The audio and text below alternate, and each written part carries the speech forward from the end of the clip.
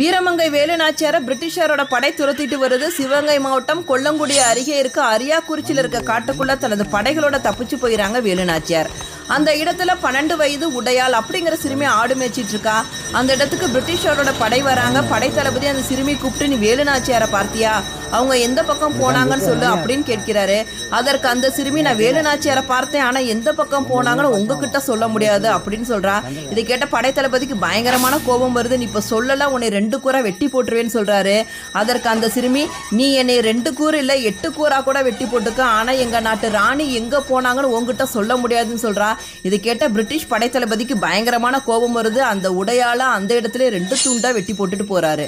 இந்த செய்தியை கேள்விப்பட்டு அந்த இடத்துக்கு வந்த வேலுநாச்சியார், அந்த பெண் எந்த இடத்துல வெட்டுப்பட்டு கிடந்தாலோ அந்த இடத்திலேயே காளியம்மன் கோவில் ஒன்றை நிறுவி வெட்டுடை காளியம்மனாக உடையால் இன்றளவும் வணங்கப்பட்டு வருகிறாள்.